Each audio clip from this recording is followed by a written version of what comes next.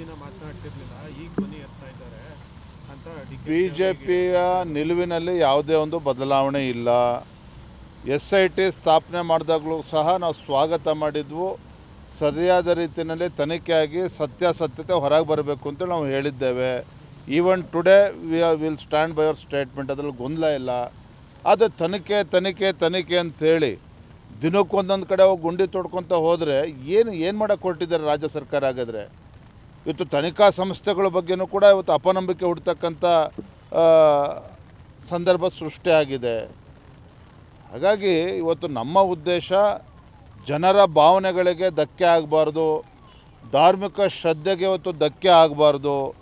ಈ ನಿಟ್ಟಿನಲ್ಲಿ ನಾವು ಇವತ್ತು ರಾಜ್ಯ ಸರ್ಕಾರವನ್ನು ಎಚ್ಚರಿಸುವಂಥ ಕೆಲಸ ಮಾಡಿದ್ದೇವೆ.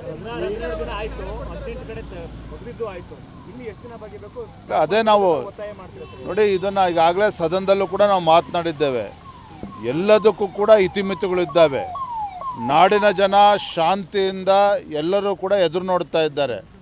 ಆದರೆ ಇದು ಹೀಗೆ ಮುಂದುವರೆದ್ರೆ ಜನರೇ ಇವತ್ತು ಬೀದಿಗೆ ಬರ್ತಕ್ಕಂಥ ಪರಿಸ್ಥಿತಿ ಈಗಾಗಲೇ ನಿರ್ಮಾಣ ಆಗಿದೆ.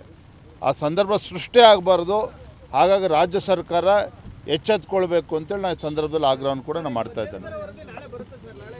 ಮಧ್ಯಂತರ ವರದಿಯನ್ನು ಕೊಡಬೇಕು ಅನ್ನುವುದು ಅಪೇಕ್ಷೆ ನಾಡಿನ ಜನತೆದಿದೆ. ನಾವು ಕೂಡ ಅದನ್ನು ಒತ್ತಾಯ ಮಾಡಿದ್ದೇವೆ. ಕಾದು ನೋಡ್ತಾ ಇದ್ದೇವೆ ನಾವು ಕೂಡ.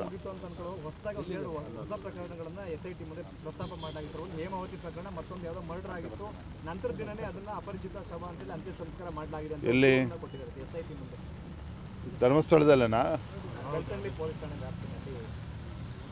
ನೋಡಿ, ಈ ಥರದ್ದು ಈ ರೀತಿ ನಾನಾ ರೀತಿ ಚರ್ಚೆಗಳು ಮಾಡಿಕೊಂಡು ಯಾವುದೇ ಪ್ರಶ್ನೆಗಳು ಬಂದಾಗ ಸಮಗ್ರ ತನಿಖೆ ಆಗಲಿ. ಅದ್ರ ಬಗ್ಗೆ ಸೌಜನ್ಯ ಹತ್ಯೆ ಪ್ರಕರಣ ಇರ್ಬೋದು, ಯಾವುದೇ ಪ್ರಕರಣ ಇರ್ಬೋದು.